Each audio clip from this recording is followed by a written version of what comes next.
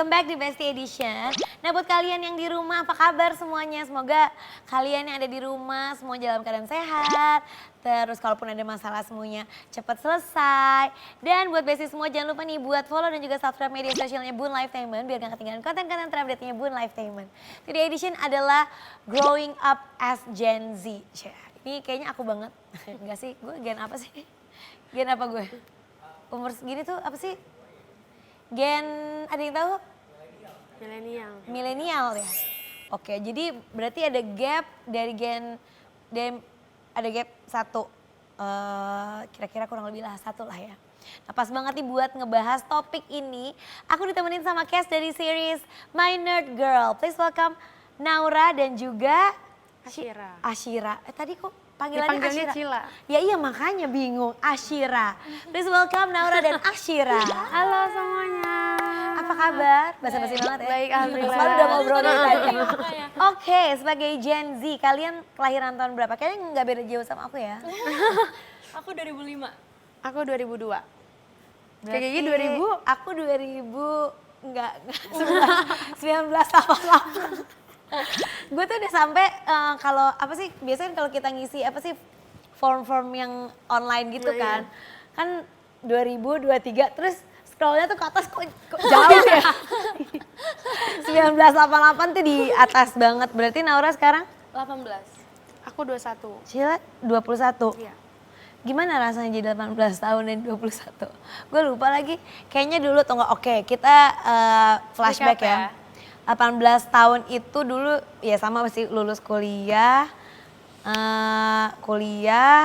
Terus udah nggak syuting-syuting lagi. Waktu itu 21 kayaknya baru lulus kuliah kali kalau gue. Kalau kalian gimana? Sekarang lagi sibuk apa? Lagi mau ngapain? Sekolah gimana? 18 tahun sih selama udah mau sebulan ini enak ya. Aku kan baru nonton bulan lalu. Enak banget, alhamdulillah maksudnya. KTP udah ada? Udah ada. Nyetir sendiri udah? Nah itu nyetirnya tuh aku kayaknya passenger princess deh. Jadi selalu lebih seneng dinyetirin. Tapi aku udah belajar, bisa juga. Jadi bisa? Bisa Udah punya tapi SIM nggak sih? belum. Oh, belum ya? Tapi masih kurang percaya diri gitu kan. Iya untuk sih, emang sih nyetir. kan anak suka gitu, emang harus sering-sering latihan. Iya. Kalau nggak dapet feel-nya. Iya, tapi enak sih 18 tahun so far kayak lebih ngerasa accepted sama orang-orang sekitar. Lebih kayak nggak dibilang anak kecil terus gitu. Iya, itu sih. Kalau Sheila gimana? Lumayan. 21. Lumayan ada-ada aja gitu ya, kayak lagi usia di tengah-tengah banget kan, dibilang orang gede juga bukan, anak kecil juga udah enggak gitu. Udah lewat masa remaja tapi belum dewasa-dewasa banget. Lumayan krisis sih kalau aku ngerasanya malah. Oke, kalian di umur 18 dan 21, dulu waktu kecil ngebayangin umur 18 dan 21 ini seperti yang kalian bayangkan nggak? Enggak lagi. Aku iya. Iya. Aku iya. Oh 18 tuh kayak gue nanti, wah kayaknya nih orang udah gede banget ya 18 tahun. Itu apa dulu ngebayangin tuh umur 18 tahun tuh bisa apa? Dulu aku ngebayanginnya 18 tahun itu sudah bisa make up sendiri, sudah bisa nyanyi, sudah bisa kerja, sudah bisa main film, sama udah bisa jadi princess. Itu yang di bayangan aku. Tapi belum bisa jadi princess. Tapi yang lainnya kurang lebih sesuai Iya. dengan ekspektasi Iya, kamu. alhamdulillah. Kalau Cila kan apa yang ternyata nggak sesuai sama ekspektasi kamu dulu? Kamu waktu kecil ngebayangin umur 21 tuh kayak apa sih? Kalau Naura kan bare minimum banget ya, aku malah terbalik. Aku kirain menginjak usia 18 ke atas tuh kita udah bener-bener bisa ngapa-ngapain sendiri.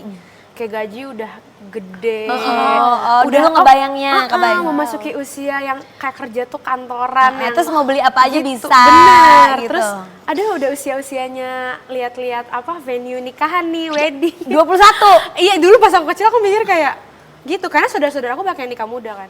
Terus pas sekarang kayaknya nggak ada mikir ke sana sama sekali deh. Begitu Jadi aku udah menginjak. ternyata beda ya Ternyata beda. sama apa yang kalian bayangin. Ternyata masih ngerasa anak kecil walaupun baru 21. Oh gitu?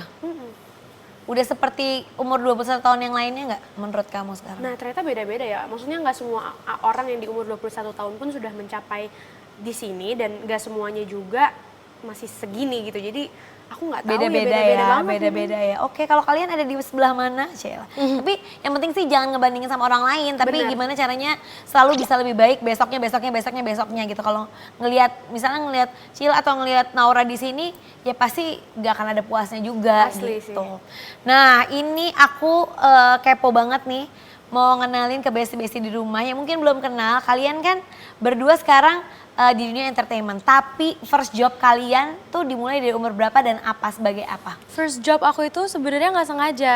Pertama kali aku nyanyi itu di umur 5 tahun, acara charity buat baby. Oh gitu, dibayar? Akhirnya dibayar. Padahal sebenarnya mama nyanyi kan Bitri, tapi aku Oh, kasihan oke. sama babynya acara charity dan aku kira kalau aku menyumbang nyanyi, aku bisa earn money buat babynya. Aku sesimpel itu, tapi akhirnya aku nyanyi. Nyanyi lagu apa inget gak? Summer Over the Rainbow. Oh, Summer Over the Rainbow. Terus akhirnya kamu dibayar berapa inget gak? Pertama kali dapat hasil kerja kamu tuh dibayar berapa? Aku tuh dari dulu nggak pernah kerja kayak mau dapat uang. Tapi karena aku emang senang, jadi sampai sekarang pun aku nggak tahu pernah gitu? dibayar berapa. Iya, jadi aku langsung kayak semua mau dimasukin aja ke tabungan aku. Tapi aku kurang interested untuk tahu berapa. Jadi biarin aku kerja aja. Belum. Belum memang. Nanti biasanya kalau udah realita menghadapi realita bahwa harus bayar ini, bayar Itu harus itu. tahu, itu harus tahu, Itu itu harus harus tahu. Tapi kalau Karena sekarang mungkin belum. sekarang kan masih apapun kan masih tanggung jawab orang Orang tua tua, iya. gitu kan. Jadi kayak ya udah buat hore-hore lah ibaratnya kan kamu mau beli Iya. apa. Cuman emang tiap bulan tuh aku selalu minta papa aku mau uang aku segini dulu aja. Jadi emang secukupnya banget juga pakai Oh uang gitu. sendiri. Iya. Oke, sebelum ngomongin uang, kalau Cila pekerjaan pertama apa yang dibayar? Kayaknya iklan deh. Aku pertama kali main iklan tuh umur 4 tahun, aku ingat banget sama Randy Martin. Oh gitu. Iklan Ingat ya? deterjen, ingat. Dan itu dibayar berapa aku juga lupa. Aku sebenarnya sama kayak Naura, karena dulu aku taunya syuting itu kayak main. Hobi gitu loh, kayak aku tuh dari kecil udah bisa ngomong ke orang tua aku, mah aku pengen jadi artis. Kayak ekstrakurikuler kali gitu ya. Tapi gue Dengan dulu juga gampangnya, pernah, iya kan? pernah syuting iklan juga umur Dan lo 3 nggak tahu, tahun. maksudnya nggak nanya-nanya Ngikut juga berapa orang tua. budgetnya, nggak mau tahu Iya, juga kan? heeh. Itu kocak banget, aku syuting apa kayak minyak gitu, ditaruh di perut Minyak kan apa sih? pedes Oh, banget. minyak Heeh, minyak yes. telon. Terus ditaruh di perut kan, jadi sama syuting mata aku gini, pas 3 tahun. Pedes. Pedes, kasihan. Udah lihat videonya, lihat lagi. Ada, tapi nggak ada di YouTube, nggak ada di mana-mana. Oh jadi punya sendiri Punya aja. sendiri. Mungkin nanti mau di-share ke Iya, teman-teman boleh. di Jadi gitu deh. sosmed. Kita gitu sama-sama kan. nggak tahu menahu, kita cuman lebih ke menyalurkan hobi aja ya. Jadi Iya. kita hobi pengen eksis, terus Iya, ternyata bayarannya pas udah gede baru oh lumayan juga ternyata ya gitu. Kecemplung yang lumayan. Lumayan. Ya, tapi kan kadang-kadang kan ya ada juga ngelihat beberapa kasus gitu kan kayak yang yang di luar negeri atau di mana gitu ngerasa akhirnya kayak dieksploitasi sama orang tuanya gitu karena nggak tahu gitu dibayar berapa terus kayak nggak bisa ngerasain gitu. Kalau kalian kayaknya cukup senang-senang aja gitu karena atas kemauan sendiri. Tapi kalau kalian ya mungkin bukan untuk kebutuhan sehari-hari karena mungkin orang tua masih tanggung jawab orang tua.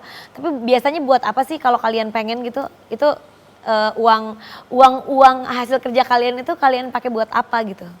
Aku sih waktu itu investasi. Udah investasi. Iya, investasi dibantuin. Aku pengen tahu kan, jadi aku ada apartemen, terus Oh, buat beli properti. buat beli properti gitu-gitu, uangnya. Terus untuk kedepannya emang lagi aku simpen buat keperluan nanti kedepannya. Oh gitu, buat jajan-jajan gitu kan biasanya kalau jajan misalnya pergi atau mau liburan sama teman-teman kamu masih minta sama mama papa atau kamu pakai uang sendiri? Aku kalau misalkan gak keluar kota, aku pasti pakai minta dari mama papa minta mama papa uang aku. Tapi kalau misalkan keluar kota kadang-kadang mama papa yang kayak nih Oh, gitu. masih tetep Iya. gitu. Tapi kalau keluar Masih negeri di-manage-nya sama liburan, orang tua gitu iya kan. kalau liburan aku ngambil job yang banyak biar aku bisa belanja di luar tuh dengan uang aku sendiri Oh kayak gitu. gitu, jadi masih buat hore-hore. Iya. Kalau Cila biasa buat apa tuh? Aduh, aku nggak sepanjang Naura lagi mikirnya. Aku tuh seimpulsif masalah konser-konser aja bisa kemakan banyak sih kayak Gigi jujur ya. War tiket konser. Kemarin, udah lah nggak usah diceritain sedih. Habis war apa? Habis war Taylor Swift, Dapat nggak? dapat sih. Apa udah cuman dapat udah second hand gitu? aku dapat, alhamdulillah dapat dari tiket dari access code-nya temen. Cuman kan temen aku ada yang nggak dapat. Akhirnya aku kasih ke temen, terus aku pengen upgrade tiket, terus aku ketipu. Terus jadi nonton atau enggak? Mau, nah ini Kak Gigi nanya kan uangnya buat apa? Sekarang aku lagi kerja buat ngumpulin tiket yang paling mahal, buat beli lagi. Yang itu masih diurusin kasusnya. Jadi sekarang mau megang tiket. Ah ya Allah. Betulnya sama papaku belum tahu, jadi ini debut. Hai mama papa, uangku hilang. Tapi enaknya itu Kak, kalau misalnya kita udah ada lapangan pekerjaan sendiri kayak kan aku juga yang take responsibility, aku yang dealing dengan orang itu. Dan for the first time ngerasain sih jadi 21 tahun yang apa ya, mengambil konsekuensi atas apapun Ya yang jadi aku pelajaran juga kan. Jadi pelajaran. Maksudnya, next time berarti kayaknya nggak boleh juga kayak sembarangan atau apa gitu. Apalagi ini kan bukan uang kecil gitu kan. Dan akhirnya jadi yang ya udah deh kerja deh. Ya, sebelumnya padahal males. Sekarang ayo ada kerjaan apa gue kerjain nih buat Itu beli tiket. dia. Ya sama sih mungkin waktu itu dulu gue juga kayak di umur kalian gitu ya udah mulai kerja cuman buat hore-hore aja karena nggak punya tanggung jawab apa-apa gitu. Tinggal masih sama orang tua, semua masih disuplai, makan juga masih enak, supir ada, nggak mikirin bensin, nggak mikirin apa gitu. Jadi bener-bener uang tuh full yang ya udah buat kita hore-hore aja. Kalau zaman dulu dipakai buat apa sih Kak? Kalau sekarang kan banyak nih ya. Buat main Kita lah. online shopping Buat apa? main. Buat main. Kalau dulu tuh lebih nyata gitu loh, terasa dunia tuh. tuh. Iya, Iya. shoppingnya real life. Real life gitu. Jadi kalau mau beli sesuatu yang kita pengen, terus kayak ya buat makan enak gitu kan. Ya tahu sendiri kan kalau orang tua gitu zaman dulu kan udah makan di rumah aja gitu kan. Gak boleh sering-sering pergi. Terus kayak mau pergi sama teman-teman nih kayak gitu-gitu lah gitu. Seru. Nah kalian berdua ini juga terlibat di satu project bareng. Namanya series My Nerd Girl. Ini tuh season kedua. Iya, Yang pertama tuh kapan? tahun lalu. Iya, 2022. Nah ini lanjutannya ceritanya. Lanjutannya sebenarnya. Iya. Syutingnya tuh udah bareng dari yang pertama apa ini syuting lagi gitu? Baru kita. Kita yang pertama tuh syuting prosesnya dari 2021 akhir sampai awal 2022, tayang di pertengahan 2022. Terus kita proses lagi 2023 dari Februari sampai Mei. Lama Sampai juga sekarang ya? tayang. Iya, Sekarang udah tayang? udah tayang. tayang. Udah episode Si Main- Udah episode 4. Akan berapa episode? 8. Sebentar lagi dong. Iya, jatuhnya. Setengah jalan. Kalau Iya. nonton di mana sih ini? Di mana, Cil? Di video. Oh di video, jadi kalian harus download dulu aplikasi videonya baru nanti cari My Nerd Girl. Iya, betul. Nah kalau dilihat dari judulnya sama aku sempat beberapa kali lihat kayak trailernya itu kan kayaknya ini film-film komedi-komedi remaja gitu bener gak sih? Komedi remaja Lucu dong. banget Kak Gigi. Lucu banget sih Kak Gigi. Iya gak sih? Enggak dong. Apa-apa ini sih sebenarnya tentang apa? Aduh dark lagi lumayan. Dark, lumayan dark. Sebenarnya sebelum kita menjelaskan, ini trigger warning dulu. Karena yang season pertama tentang suicide, bunuh diri. Terus ada pelecehan seksual juga, ada bullying. Mental issue juga. Orang tua ibu aku itu punya penyakit mental. Begitu juga dengan bapakku. Dan menjadi korban bully dan tukang bully. Oh gitu, jadi ceritanya kamu itu dapat bully, terus di sekitarnya juga banyak yang punya mental issues, terus akhirnya jadi ngebully juga gitu. Jadi sebenarnya kalau boleh cerita panjang, yang pertama itu ada 2 kembar, Farah Rea. Farah itu Ini season pertama nih ya? Season pertama. Kita spill Farah itu season pertama. Yes, Farah itu adalah dia seorang kutu buku. Mereka kembar tapi hidupnya terpisah dari kecil. Satu ikut mama, satu ikut papa, satu di Surabaya, satu di Jakarta dan gak pernah ketemu. Tiba-tiba suatu saat si Rea ini ke Jakarta disuruh sama papanya. Dia bingung nyampe-nyampe, dia Rea ini tukang bully, kembarannya itu korban bully. Jadi satu itu kutu buku gitu. Dia ke Jakarta, dia kaget kok nyampe rumah duka. Ternyata kembarannya bunuh diri. Setelah dia gak ketemu lama, dia langsung ketemunya tuh korbannya udah meninggal gitu. Jadi kembarannya ini udah bunuh diri. Ini yang, loncat dari gedung depan kantor bapaknya. oh dia tuh yang korban bully. Iya. Dan Padahal dia tukang bully. si kembarannya tukang bully. Jadi terus kembarannya ini si Rea ini yang tukang bully, dia kayak nyamar deh jadi kembarannya biar tahu apa yang sebenarnya terjadi. Terus ketemulah sama Ashira ini, dia sahabatnya, the only sahabat, Suki. Aku jadi Suki. Jadi aku tuh sebenarnya sahabatannya sama si Farah, yaitu si korban yang bunuh diri. suicide itu. Cuman awalnya pun kita satu sekolah itu nggak ada yang tahu kalau dia itu nyamar. Karena kan mirip banget kan. Dia berdandan tuh poni, persis kayak si kembarannya itu. Cuman aku adalah orang pertama yang tahu bahwa dia itu bukan Farah, dan dari situ aku membantu dia menyelidiki, mencari tahu siapa yang bikin Farah itu bunuh diri. Akhirnya ketahuan nih kayak, oh ini Amel, ada pembuli. Ada suspek-suspeknya. Tinggal sama ibunya punya penyakit mental. Teta selama satu series Pacarnya, itu si Rehan, pacarnya, suspek terus juga. dia juga pedofilia juga ada di sini, kayak pernah dapat pelecehan seksual dari guru. Jadi semua masalah itu numpuk. Tapi ternyata adalah karena selama satu series ini yang tidak terungkap di season pertama, ternyata dia bunuh diri itu karena dia tahu kembarannya yang tukang bully itu akan biar ngerasain deh jadi gue. Jadi dia sebenarnya adalah pelaku yang menjadi korban. Berat ya. Memang begitu berat. Emang tidak semudah itu Kak Gigi. Tidak semudah. Gigi. Nanti aku coba mendalami dengan menonton mungkin akan Iya. lebih mudah ya. Boleh banget, Tapi Kak. challenge terbesar kalian gitu, terutama kan kamu jadi dua peran gitu di situ. Asli. Malah sebenarnya 4 jatuhnya ya. Jatuhnya 4. Hah? Kok banyak? Tambah banyak? Jadi sebenarnya karena aku itu kalau udah dapat skrip suka mendalami, kan mungkin orang ngiranya kayak Farah sama Rea dua yang berbeda aku tuh buku sama enggak. Tapi sebenarnya kalau baca lagi, Farah Rea itu nggak pernah ketemu, sementara harus nyamar. Dan ternyata Farah pernah nyamar jadi Rea, terus Rea nyamar jadi Farah. Sementara Farah sama Rea yang asli kan nggak pernah ketemu, jadi empat-empat itu harus dibedain. Pernah terakhir pas kecil nggak sih? Pas kecil banget. Aduh, udah mulai bingung tapi ternyata menarik gitu ya. Kayaknya kalau misalnya kalian pengen nonton, kita mau lihat dulu nih biar tambah penasaran, kita mau putar dulu klip teaser My Nerd Girl 2 untuk Besti-Besti di rumah. Check it out.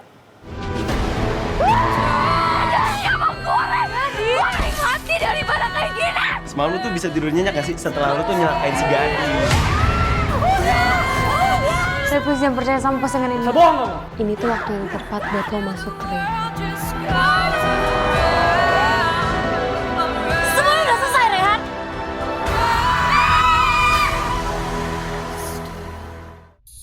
Kayaknya menegangkan ya. Tapi itu ada horornya juga gak sih? Kayak gak ada hantunya kan? Nggak ada hantunya. Jadi lebih ke manusia-manusia yang ajaib-ajaib. Iya. Oke. Scene favorit kalian? Naura, mau di-spill nggak? Dari yang udah ada aja kali ya. Dari yang udah ada, kayaknya scene favorit aku adalah pada enggak sebenarnya yang nanti episode 5 ini bukan spoiler karena udah ada di trailer. Episode di mana nanti ada bibit festival, sekolah bibit bangsa, sekolah kita mengadakan festival terus nanti ada kejadian sesuatu di situ. Itu di situ ada semua pemainnya. Seru itu banget. favorite scene aku, iya. Itu long take Kak. Pasti. Tapi seru kan? Seru banget. Kalau Cila, favoritnya yang mana? Yang mana ya? Mungkin karena di season 2 ini kita masalahnya lebih bercabang dan bener-bener apa ya, dipantau terus gitu loh, plot twistnya kita rangkai satu persatu. Jadi aku suka sama akar dari series di season ini sih, yaitu pas Gadis kecelakaan. Oh, jadi karena itu jadinya Karena itu merambat kemana-mana. Karena pertama Coba kali ceritain kenapa gak bisa masalah di episode 1 itu kan sebenarnya si Gadis ini adalah salah satu teman kita berdua. Terus Gadis ini punya pacar namanya Asta, dan jadi ini sebenarnya ada salah satu awareness juga ya buat teman-teman yang mungkin pernah ngalamin. Jadi dia di blackmail gitu Kak. Dia ngirimin foto pap badannya dia. Biasalah namanya cowok kan kayak ayolah kirimin. Ternyata si cowok itu bilang kayak kalau misalnya lo gak ngasih gue duit 5 juta gue sebarin. Dan akhirnya disebar di pesta ulang tahun. di atas Di gede banget. gitu gede-gede. Terus ya si Gadis itu kan akhirnya kayak emosional, dia lari, dia di situ ditabrak. crash. Terus dia selamat. Nonton aja. Oke, kalau gitu ajakin deh semuanya besti-besti yang di rumah nih biar pada nonton. Nontonnya di mana? Sekarang udah sampai episode berapa? Oke. Kenapa harus nonton? Buat sama besti-besti jangan lupa nonton My Nerd Girl season 2 hanya di video setiap hari Sabtu Karena sekarang ini udah sampai episode 4 dan sebentar lagi kita akan memasuki era-era Rea ini menemukan lebih banyak lagi suspek-suspek dan nanti plot twistnya bakal lebih dar-der-dor lagi. Jadi kalau bisa nonton sampai akhir banget dan nontonnya jangan di aplikasi yang lain selain di video. Jangan nonton bajakan, oke? ya. Setiap hari Sabtu. Oke, tuh jangan lupa nonton biar berarti kan bisa buat kayak malam mingguan, malam mingguan nggak harus pergi-pergi, bisa nonton bareng sama teman-teman ataupun keluarga. Oke, nah kalian ini berdua bisa dibilang kan Gen Z dong, generasi Z. Banyak yang bilang kalau generasi kalian itu lebih aware dengan banyak hal dibanding generasi yang lain. Kalian setuju nggak? Tapi emang karena mungkin karena lebih paling baru yang udah gede gitu ya. Setuju nggak kalian tuh kayaknya semuanya sekarang serba tahu. Kayak tadi aja banyak terms kok gue nggak tahu ya, gue nggak pernah denger. Iya. Sebenarnya reason paling gampangnya mungkin karena kita sekarang udah lebih mudah mengakses informasi kali ya. Dengan adanya Google dan segala macam. Sementara generasi Kak Gigi kan dulu masih peralihan tuh. Iya. Zaman-zaman masih komputer tabung Iya, gitu iya, mungkin betul. ya, masih Friendster apa Facebook. Sekarang kan kita semua udah gampang, udah ada aplikasi-aplikasi yang memudahkan kita buat nyari info. Kalau menurut Nora gimana? Iya, lebih aware sih jadinya karena semua lebih terpapar. Jadi kita bisa lebih tahu kenal nggak kenal, kita bisa ngebantu orang, tapi at the same time itu juga bisa menjadi sesuatu yang negatif ya kalau tidak. bumerang juga sih. Iya, bisa bumerang juga kalau misalkan yang menggunakan social media ataupun itu kurang wise. Tapi kalian juga aware dong bahwa memang dampaknya itu nggak selalu positif gitu ya. Kayak tadi pasti banyak negatifnya juga. Mungkin kalau kita zaman dulu ya banyak nggak taunya, sekarang karena banyak tahu jadi kan lebih tahu ini itu, pengen coba ini itu, kalau nggak salah-salah gitu ya bahaya juga. Kalian menyikapinya gitu untuk dampak-dampak negatif itu tuh jaga dirinya gimana sih? Kalau aku pribadi sih mungkin karena kadang-kadang nggak tahu apa yang orang pikirin terhadap aku, kayak mungkin orang bisa tahu aku tapi aku nggak bisa tahu mereka gitu. Kadang-kadang ada rasa takut dan sangat hati-hati, tapi karena dari kecil udah komit untuk berada di dunia entertainment, jadi udah terbiasa dengan namanya tanggung jawab dan menjaga diri baik-baik.